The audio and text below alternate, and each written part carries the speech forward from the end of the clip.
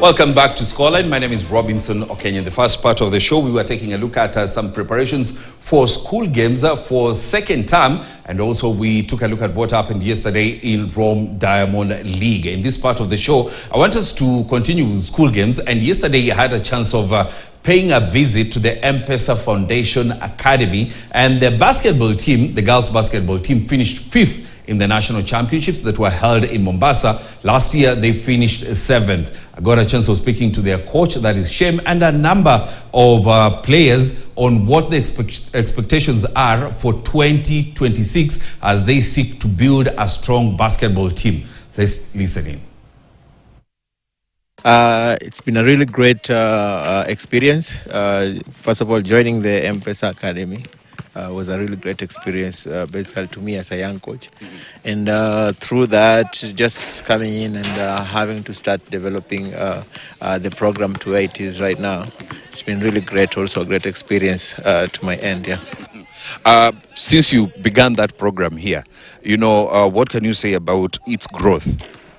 Yeah, I think first of all, the growth has been really great, immense. The students have been very receptive in terms of wanting to learn the game of basketball. And through that, I got motivated. Once you as a coach, also you have to get motivated with the way students also react to your coaching and stuff.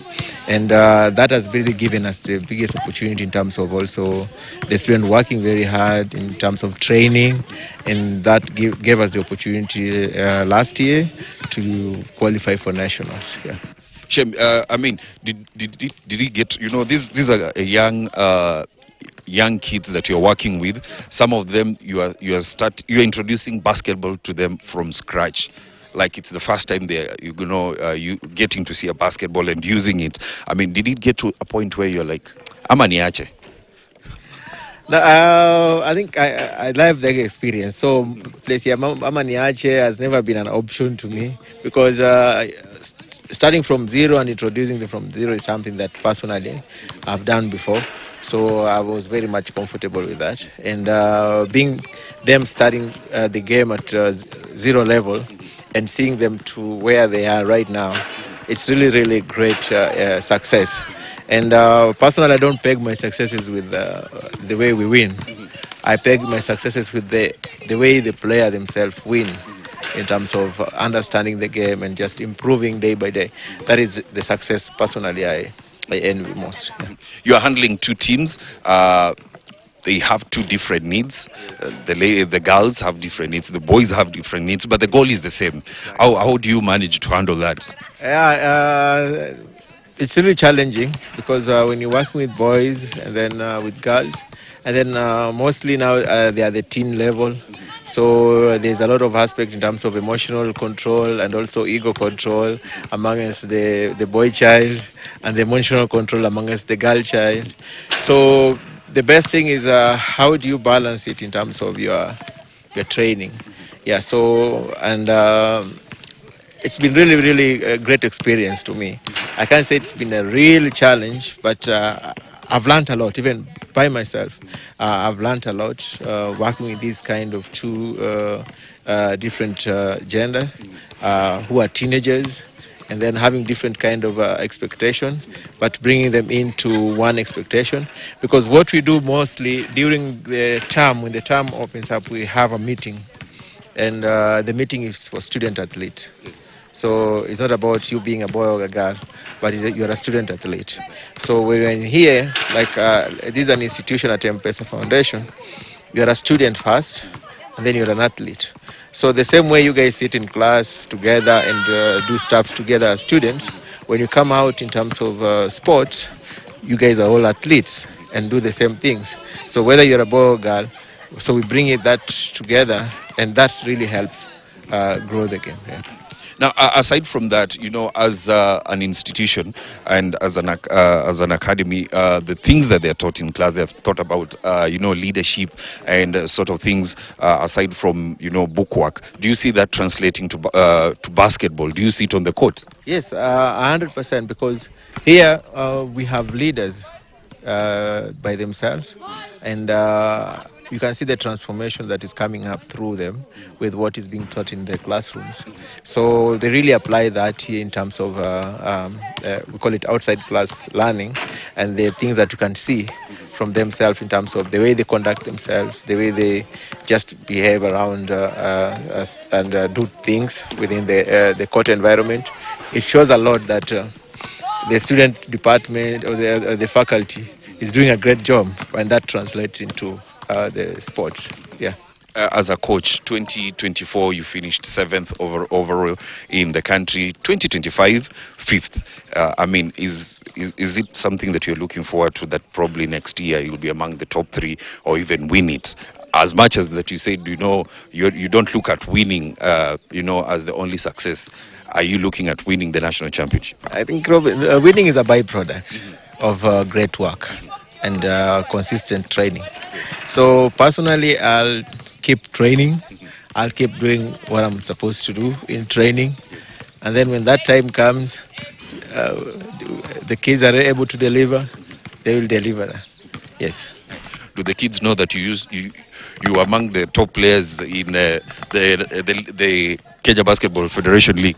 And if they know, how do they take it? Okay, let's then tell them that I always say that I play at the Premier League level, and I play.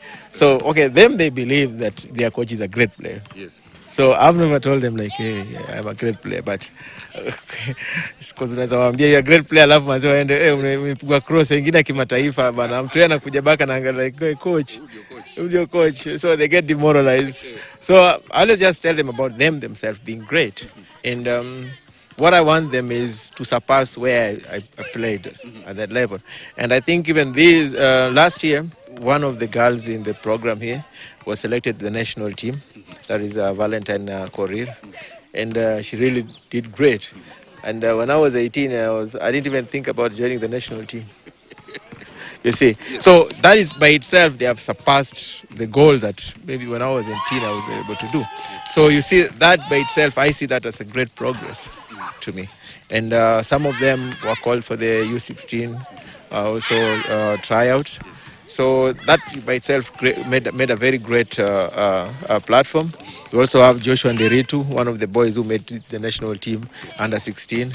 So when I was 16, I don't think I was even thinking of playing basketball. So I think through the program, and there's a lot that has happened in terms of successes and wins, for not just for the players, but also for the academy and as an institution as a whole. Yeah.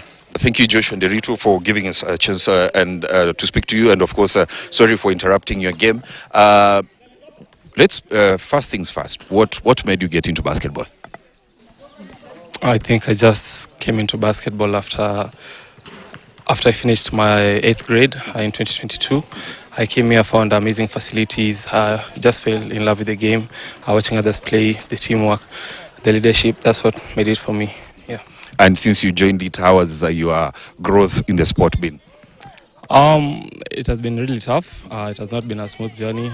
There's been up and downs. Training has been hard, good, but we've got a lot of exposure. I've gotten better and better. Consistency is everything, so I think that's what keeps me moving every day. And I know that things are going to get better. Yeah. Well, when you take a look at your team, how can you rate it? That's a tough question, but I think we have the potential to go into big stages.